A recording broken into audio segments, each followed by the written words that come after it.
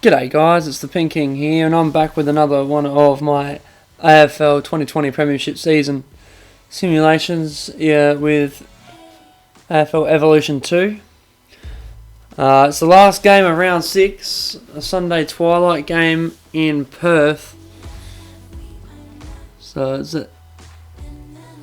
Fremantle versus Geelong, two teams struggling near the bottom of the ladder, and for Geelong, they are at the bottom of the ladder. Don't know what's going on. Might be losing my voice a little bit here. Yeah. So you know what? Let's just start it. Clear day for a twilight match, and some good games between these two teams recently, actually. Alright, so it's Fremantle versus Geelong at Optus Stadium in Perth. Hudson with you. Football back at Optus Stadium. Pretty warm day here for footy. I want to go to this stadium. It looks absolutely sick. Hi Hutto, really excited about this one today. Yeah, cool. I'm sort of sick of seeing all the teams.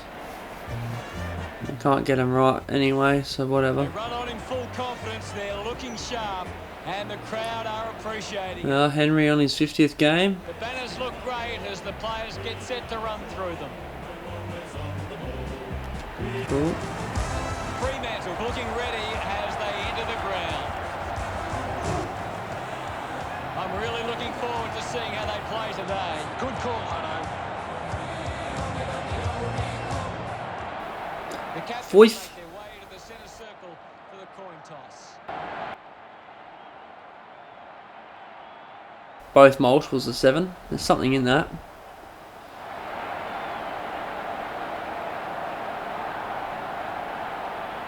Fife wins it. He's gone left of screen. Let's do it. Ball is bounced. Dead straight that time. Tap forward for Geelong. They've had a good start. Kicked to the 50. Socketed back out by Freo. They've got numbers to the ball. And they're the first one there. Fife, quick handball out. Kicked forward, and Jesse Hogan takes the mark just outside 50. Plays on. Instead of straightening up and kicking it towards goal, he's kicked it sideways. Seems like it might even work out though. Not really. Sort of just got to about the same distance that Hogan was at. Oh, quick kick out of the pack. It's Jesse Hogan. He makes up for that dumb kick by kicking the first goal of the match. He's pretty happy with himself. Bounced up again. And Geelong win the clearance. Run forward. It's a one-on-one. Good mark by Blake Acres. Last line of defence for some reason. Kicks it sideways to Connor Blakely, who goes across goal. That's dangerous. Marked by Luke Ryan. And he goes wide. There's a player out there. It's Rory Lobb. He plays on. Goes fairly short. Back to the middle of the ground.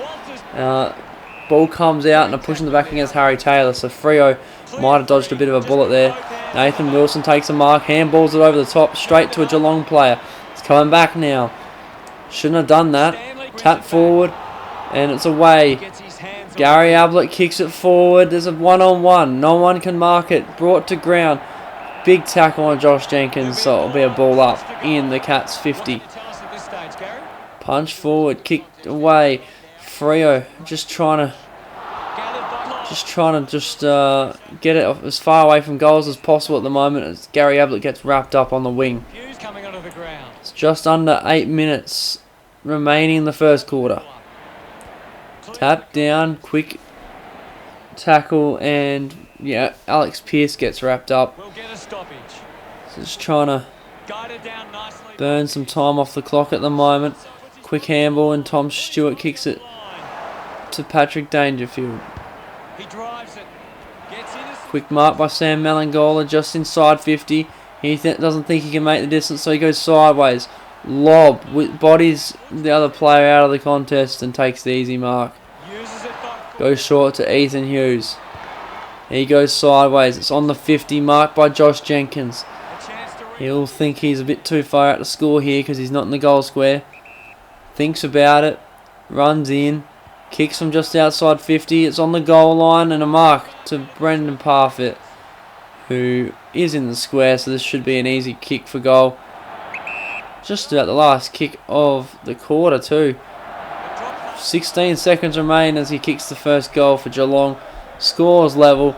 By the time the ball hits the ruckman's hands, the quarter will be over here. Bang, there's the end of the quarter, right as it hits the ruckman hands. So a goal apiece at quarter time. Let's have a closer look at the stats. And Geelong, despite having plenty more inside 50s, don't really look like they've actually won any other stat except for the hitouts.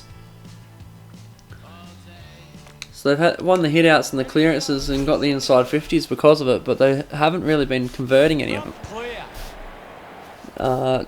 Gary Ablett bangs it forward and Lockie Henderson takes the mark. He's probably too far out to score, so he runs backwards and plays on. Takes a bounce, sends it inside 50. A one-on-one, Josh Jenkins wins the contest and takes the mark. So, bit of a tight angle, but not too far out, so he should kick this. Of course, he's not in the goal square, so he kicks it out in the full. I think that was rough. I think it was inside the point post, but anyway. Dangerous kick, but Sean Darcy cleans it up with the mark. Kicks it to the 50. Marked by David Mundy. Mundy looks around. Goes wide. Marked by Andrew Brayshaw. At the back flank. He goes right back inside his own 50 to Connor Blakely. He goes outside 50 slightly to Sean Darcy again. Sean Darcy looks around. He goes short to the wing. Nathan Wilson takes the mark. They're just trying to play tempo footy here. We've got numbers around the ball, but they decide to send it forward. Jack Henry takes the mark. The 50 gamer kicks it short, marked by Mark Blitzavs. He goes almost to the 50. Sam Menangola, he plays on, tries to handball it off. He gets the handball away, luckily. It's a 2-on-1.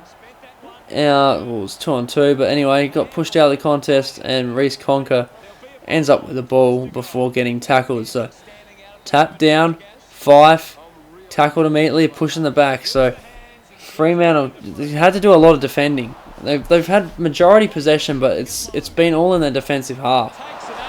Conker takes the mark.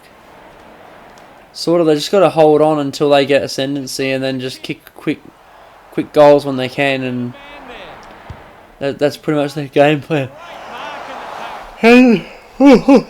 Henderson takes the mark just inside 50. He'll take a shot from about 49, 50 metres out. And he kicks it out in the full. So Geelong not taking advantage of their chances. Fremantle making sure that they're getting less chances than they really have. But even when they do get chances, then they're wasting them.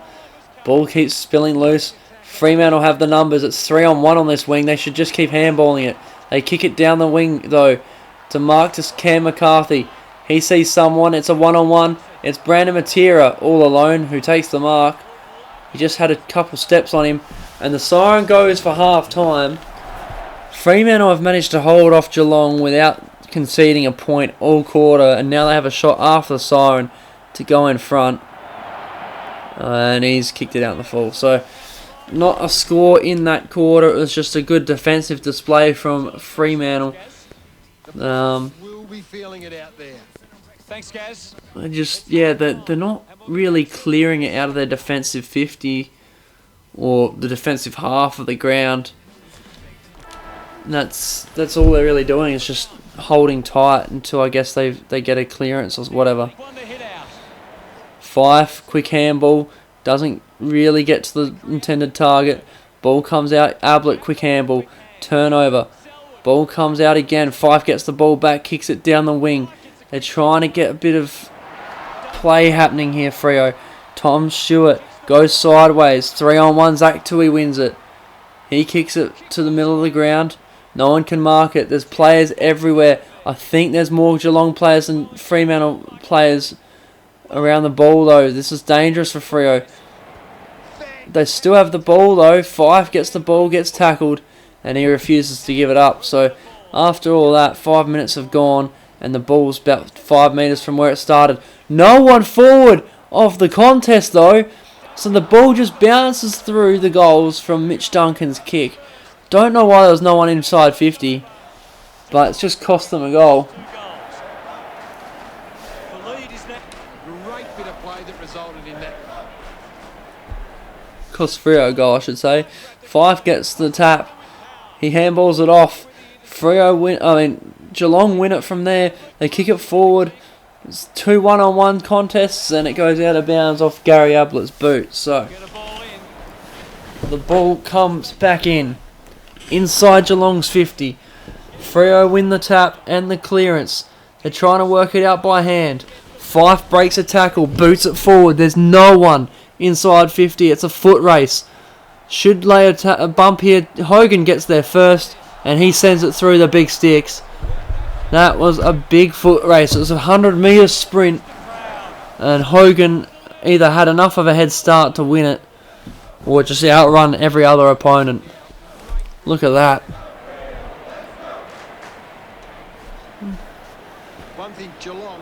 So Freo just has the answers at the moment. Kicked forward. Up high, big pack forms. One-on-one. Geelong get the numbers back. Socked forward by Freo. It's a 2-on-1. Guthrie sends it forward. They keep trying to get it forward, but it's Fife that ends up with the ball. A snap here. Matera, he kicks the goal. Oh, it's Cam McCarthy, not Matera. My bad. And he kicks the goal. So Freo now up by a goal. 6 minutes 20 remaining. Could this be the chances that Freo need to take to win the game? Most likely. They've done well so far, 3 straight when they've had the chance. Dangerfield breaks from the centre square, sends it deep. It's a 2-on-2. No one's won it yet. It's socked forward towards Freo's goals. It gets back into Geelong hands, and Tom Hawkins snaps a goal. It's back to scores level, 18 apiece. They refuse to just give up. It's just a big seesaw of power here. Freo win the tap and the clearance. Send it inside 50. It's a 3-on-3. No one's really coming to aid, and Jed Buse runs it out of bounds. And there's a lot of players around the ball now. The whole of both teams is around the ball. Quick. He gets a goal from nothing. A minute remaining in the quarter. Like I was saying, the whole field was in that 30-metre space, and somehow the ball lands in his lap and he kicks a goal. One last chance for a goal in the quarter, and Conker gets caught holding the ball. The siren goes before anyone can mark inside Geelong's 50. So a 6-point lead to Fremantle at 3-quarter time. I think this is the first quarter where it hasn't been a draw. It was 6-6 at quarter time and half time. And now 24-18 at 3-quarter time. Stats seem to lean slightly into Freo's favour. Yeah, pretty much. They're all slightly in Freo's favour except for the inside 50 count. But they've been more efficient. Dangerfield and Menangola both with 5, Ablett with 4. Fife with 6, Hogan with 5, Nathan Wilson with 4. Jesse Hogan's probably best on ground with 2 goals out of his 5 disposals. Probably Nat Fife and then Dangerfield.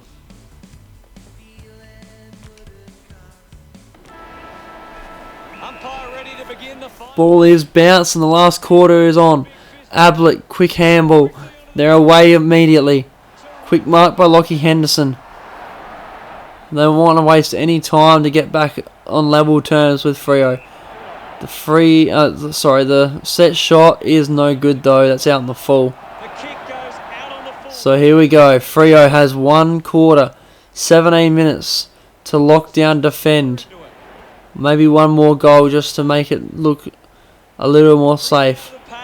Kick forward. It's in the centre square. It was a throw. Freo could be in trouble here. Geelong 50. Numbers Freo's way. And he locks it in. Good smart thinking from Nathan Wilson, because if that came out, Geelong had numbers to go for goal. Wilson with the ball. Ball keeps spilling loose. Throwing the ball against Blitzarves. And they go short. Not the option that I would have chosen, but James Aish takes the mark. He sees the big man in the middle. Goes to him. He can't take the mark. Meek gets wrapped up and it's a ball up. Still a goal the difference. Almost half the quarter gone already. Fife runs after it. He let it go. Quick kick from Blitzarves.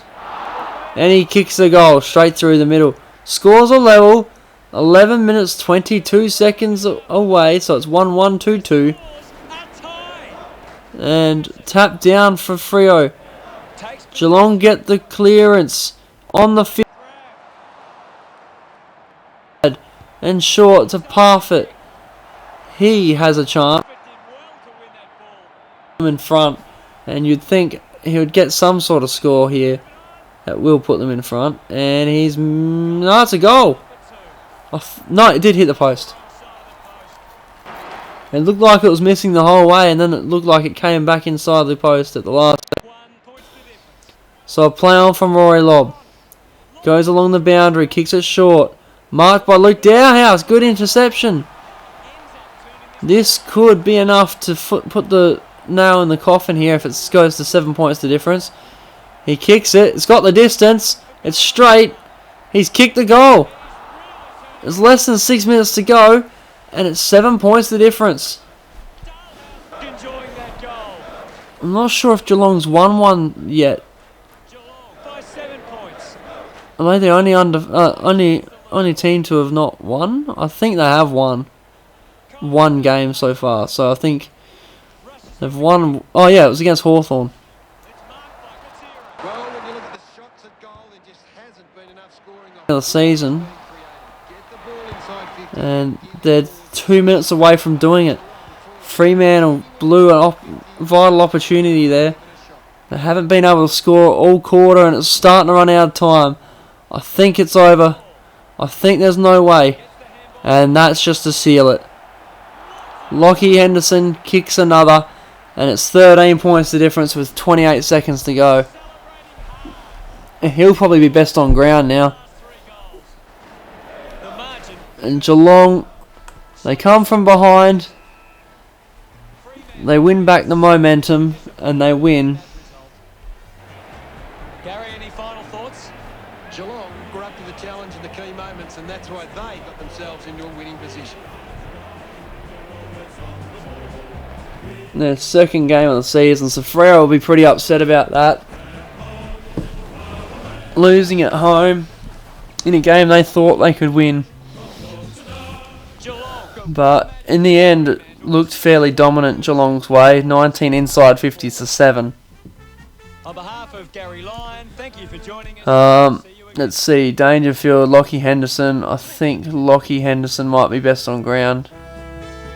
They had no multiple goal kickers. Yeah, maybe it'll be Dangerfield and Lockie Henderson. I think maybe Gary Ablett instead of Dangerfield. I feel like his disposals meant more. Then you've got either Fife or Hogan or McCarthy.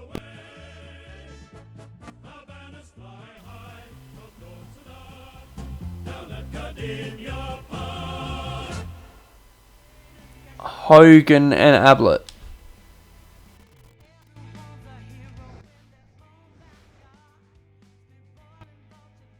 With Patrick Dangerfield instead. Parfitt, really?